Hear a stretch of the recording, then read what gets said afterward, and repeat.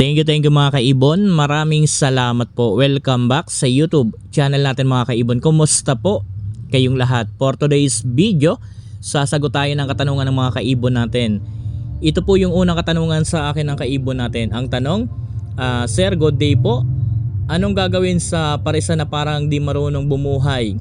Kasi may 5 eggs sila, fertile lahat. Tapos pag nakapisan ng isa, parang di na natutukan yung ibang egg. Nilalaglag sa cage yung iba, tapos yung the rest na fertile egg ay naabutan na lang ng kamatayan sa loob ng egg. Tapos yung unang napisa po, 3 days lang namamatay din po. Salamat sa idea, sir, at 3 times na third clutch na ganito po sila, sir. Mga kaibon, disclaimer lang po, ang isi-share ko dito ay base po ito sa kaalaman ko at karanasan ko sa pag-aalaga po ng mga ibon. So meron parisan si sir, naka third clutch na, pero parang hindi nga maganda ang naging resulta. Yung parisan ni sir, parang hindi daw marunong bumuhay. So sa tingin ko nga, kung third clutch na yan, tapos palaging ganyan po ang naging senaryo, wala naman nabubuhay. Dahil kung halimbawa inaabot lang ng 3 days namamatay na, baka po hindi sumusubo yung breeder po ninyo. So baka po hindi yan sumusubo sa mga inakay dahil po namamatay po agad yung mga inakay nila. At kung ako naman ang tatanungin, hindi magandang klase na breeder po ang ganyan. Lalo na po kung palaging namamatayan ng inakay, at lalo na po kapag laging dead in shell yung iba na mga inakay nila. Siguro ko naglilimlim din yan, pero yun nga, pumipisa din ng mga itlog, kaso baka hindi po yan sumusubo sa mga inakay nila kasi hindi po tumatagal yung mga inakay kung 3 days lang ang inaabot. Ang mapapayo ko po sa iyo, sir, ganito, mas maganda ipaposter mo na lang po yung mga nagiging itlog, lalo na po kung medyo magandang parisan po yan. Mas maganda ipaposter mo na lang po yung mga nagiging itlog nila. Ang magandang gawin po dyan, halimbawa nangitlog, so nangitlog siya, for example 4. Kapag nangitlog ng 4, hayaan mo muna, huwag mo munang ipaposter, huwag mo munang gagalawin, antayin mo po na maglimlim. So kung meron kasabay din yan, mas napakaganda. Kapag naglimlim, ikanling mo po. Kapag merong laman, so yung may laman, yun po ang ipaposter po ninyo sa mga breeder po ninyo dyan. Dahil sayang ang pagkakataon. Halimbawa, kagaya niyan, nakatatlong pisaan pero walang nabuhay. Dahil sabi nyo po, 3 days namamatay na. Yung iba naman nagiging dead in shell. Kaya sayang ang pagkakataon. So yan po ang dapat lang ninyong gawin. Ipaposter nyo na lang po yan, yung mga itlog nila, para po magkaroon kayo ng painakay na galing sa kanila.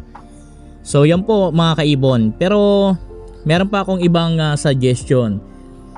So minsan mas maganda, kumbaga mag-experiment din tayo. Yung parisan nyo po, biyakin po ninyo. Baka sa ibang kapares, baka magkaroon ng pagkakataon na tumino. So ang gawin nyo muna, sir, ipahinga nyo po yan sa flight cage. Tapos kapag magbe-breed na uli, parisan nyo po ng iba. So mas maganda, habang nandun sa flight cage, sana makahanap ng ibang kapares para po makita natin na baka sakali po na merong pagbabago, merong magbago sa behavior niya pagdating sa breeding. Pero kung walang mabago, so ganyan ang magiging resulta. Ipaposter na lang yung itlog na nagmula po sa kanila. So yan po ang unang katanungan. Pangalawa na tanong sa atin mga kaibon, good day. May nagpares ako sa flight cage, pero pag sinalang ko na sa breeding cage, hindi naghahakot ng nesting. Both breeding age, sana mapansin mo, idol, more power. Alam nyo mga kaibon, kapag nagpares po yan sa breeding sa flight cage, tapos nilagay natin sa breeding cage, hindi po yan agad na magkakaroon ng sabihin natin na magbe-breed na ng tuloy-tuloy. Hindi po yan be-breed agad. Dahil po inoobserbahan din po niyan yung area na pinaglagyan natin. Inoobserbahan din po nila yung surrounding. Tapos mga kaibon, hindi sila nagbe-breed agad dahil kumbaga naninibago pa po sa pwesto. Kaya po halimbawa nilagay na natin sila sa breeding cage, mas maganda dahan-dahanin na natin, magbigay tayo ng nesting material. So kung hindi nila galawin yun, okay lang. Abutin natin siguro, mga mataas na siguro ang mahigit 2 linggo. So kapag mahigit 2 linggo na kumbaga ano na sila doon sa area nila, kumbaga pakiramdam nila safe na sila, komportable na sila doon sa lugar, saka na po yan magbe-breed. So halimbawa inabot ng 1 buwan, hindi pa nag-breed. Tapos hindi mo rin nakita na nagsusubuan, hindi rin nagne-nesting yung dalawa, obserbahan mo kung ano yung ngat-ngat doon sa nesting material na binigay ninyo. Baka po parehong kakyan. So sa 1 buwan, dapat 15 days pa nga lang kung hindi sila bulabog sa lugar, mabilis lang na-adapt yung lugar. Dapat mga 15 days pa lang nagsisimula na yan magsubuan. So ganon, mag-nesting. Kung talagang agresibo dahil breeding age na yan, dapat mga 2 weeks or wala pa, dapat nagsusubuan na yan. Dahil kung sa doon sa flight cage nagsusubuan yung dalawa, pagdating talaga dyan mga 1 linggo, hindi muna talaga yan, kasi naninibago pa yan sa lugar. Pero pag inaabot na ng mahigit 1 linggo or 2 linggo, hindi sila nagsusubuan dyan. So halimbawa doon sa flight cage hindi mo rin nakita pala na nagsusubuan, so baka parehong kakyan. Pero kapag po doon sa flight cage nakita mo yan na nagsusubuan, tapos nilagay mo dyan sa breeding cage, inabot ng 2 linggo or 1 linggo nagsusubuan, so yan po ang isimula na magbe-breed po yan. Bigyan nyo na palagi ng nesting material. Pero kung hindi yan nagsusubuan, na hindi mo rin nakita sa flight cage at hindi mo rin nakita dyan sa breeding cage na nagsusubuan yan, baka parehong kak po. Pero tandaan po natin palagi ito mga kaibon, once po nagaling yan sa flight cage, kapag po nilipat natin sa breeding cage, hindi po yan agad-agad. Ina-adapt muna yan yung lugar mga kaibon. Nakikiramdam din po yan. So siguro kung mga 2 linggo or 1 linggo mahigit, kapag nakita mo na palagi na yan na band, tapos palagi na nagsusubuan, so yan na po ang start niyan sa breeding. So yan po yung pangalawa na katanungan sa atin. Pangatlo na katanungan sa atin ng kaibon natin, ang tanong, Sir, magandang tanghali po. Meron kasi akong breeder na 2 beses na po nagkainakay, halos 2 linggo lang namamatay po, so sayang. So meron daw si Sir breeder na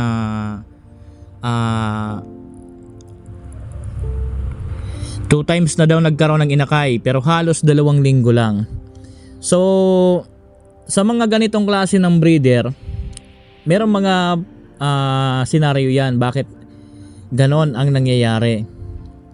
So unang-una, dapat yung breeder kasi natin palagi po yan nasa kondisyon para mataas po ang tsansa na kumbaga mataas yung maibibigay na protein sa mga magiging inakay dahil walang kaagaw sa nutrients. Kaya po palagi kong binabanggit na kapag magbe-breed, dapat kinokondisyon ng maayos yung mga alaga nating ibon. Kasi mga kaibon, 2 linggo ang inabot kay Sir, nangangahulugan yung breeder niya nagsusubo po ng mga inakay dahil umabot naman po ng 2 linggo. Kaso baka po kulang sa nutrition yung parent. Tapos yung patoka pa siguro na Sir, baka po walang mataas na protein. So talagang may mga pagkakataon na ganyan na nangyayari. So ano ba ang mataas na protein na patoka para sa mga merong inakay? So nandito po ang sunflower seeds sa canary. So dapat po halimbawa kung puro lang naman yan kulay itim ang mata, so magbigay tayo ng patoka sa mga breeder natin na African mix, pero po hahaluan nyo po yan ng canary and then sunflower seeds para po mas mataas na protein na makukuha ng inakay doon sa patoka na isusubo ng breeder natin, para po mabilis lumaki dahil merong mataas na protein.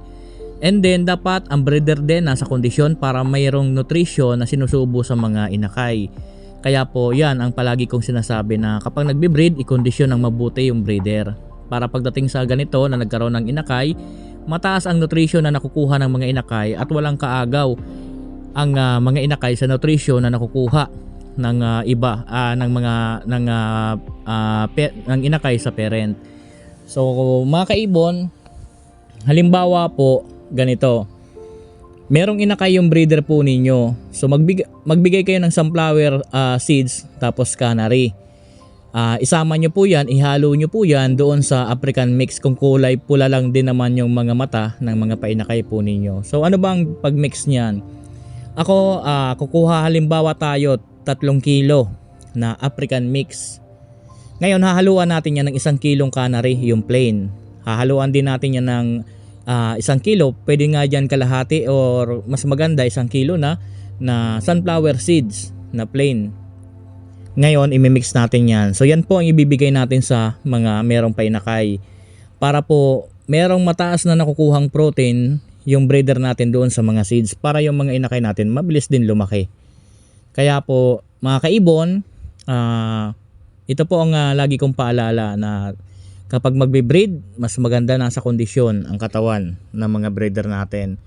So siguro dito sa kaibon natin kay sir sa nagtanong, wala naman sigurong pagkukulang yung breeder po ninyo dahil inabot naman ng 2 weeks.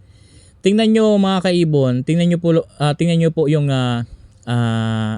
yung inakay kung namatay ba na mayroong subo. So kapag namatay po yan na merong subo, so nangangahulugan, sinusubuan naman ng breeder. Tapos i-check ninyo kung maliliit ba, o kung payat ba. So kapag payat, kulang sa protein, kulang din sa nutrition. Kaya po, yan ang nangyayari. Mahina yung mga inakay, namamatay. So yan po ang sundin nyo, yung mix ko na sinabi sa patoka para po baka sakaling makabuhay tayo. So yan po mga kaibon, ito po yung panghuli na katanungan sa atin. Good day kaibon. Ask ko lang kung pwede magbigay ng gulay pag may inakay na. Or ilang weeks dapat ang inakay bago magbigay ng gulay. Thanks in advance, sana ma-notice. God bless. Pwede po tayo magbigay ng gulay sa mga merong inakay. Pero ako po nagbibigay ako ng gulay. Halimbawa mga 1 week. So kapag 1 week na yung mga inakay, doon na po ako nagbibigay ng gulay. So dahil halos pareho lang din naman to ng katanungan ng yung sinagot natin bago ito doon kay sir sa 2 weeks yung inakay na namamatay, saka itong tanong sa atin ni sir kung pwede magbigay ng gulay. So ngayon magbibigay po ako sa inyo ng napaka-importanteng idea kapag merong mga inakay. Halimbawa po mga kaibon, magbe-breed tayo. I-condition natin yung breeder, mag-deworm. Pagkatapos ma-deworm yung breeder, magbigay ng vitamins araw-araw. Mas maganda magbigay ng gulay 3 times a week. Mas maganda malunggay. So halimbawa, meron ng inakay yung mga breeder. Kapag meron na po ang inakay ang mga breeder po ninyo, sa mga red eye na breeder na merong inakay din na red eye, ang patoka po canary na plain, sunflower, and then kung merong budget pwede haluan ng oat growth. So ang mixing ko niyan mga kaibon, ganito, 3 kilo for example na canary plain, haluan ko po yan ng 1 kilong sunflower seeds, 1 kilong oat growth. Haluin ko yan, pag haluin, yan po ang ibibigay ko sa mga painakay na red eye. Yan po kasi ang patoka para sa mga red eye. Ngayon, pag awake na yung inakay na red eye, awake na po siya, magbibigay na tayo ng separate na pellet. So, pwede tayo magbigay ng chick booster. Pwede po yan. Or kaya naman high action na pellet dahil yun po ay mayroong protein na napakataas din. So, napakaganda nun sa mga alaga natin. Or kaya naman yung mga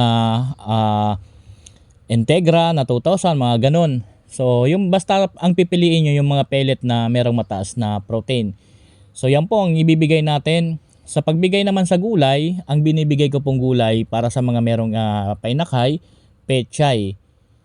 So, yan po ang ibinibigay ko. Pwede kayo magbigay niyan 3 times a week or 4 times a week or 5 times a week mga kaibon. So yan po sa mga red eye.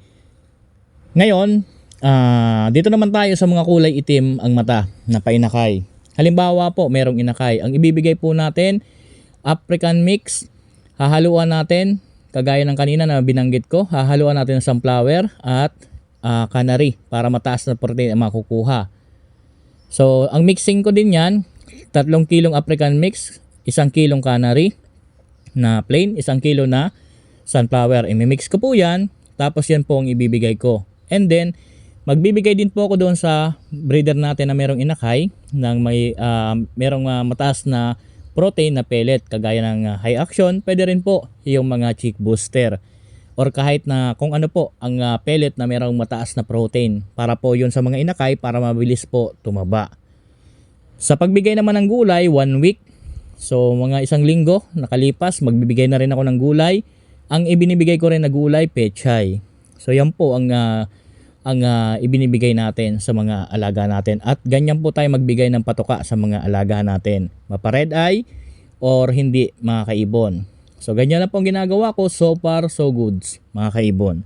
So doon sa mga kaibon natin na nagtanong, sana po nasagot ko ng maayos. Maraming salamat po. Happy birthday po sa ating lahat. God bless po sa ating lahat mga kaibon. So thank you. Doon sa mga kaibon natin na nagtanong. Diyos mabalos po sa inyo gabos mga kaibon.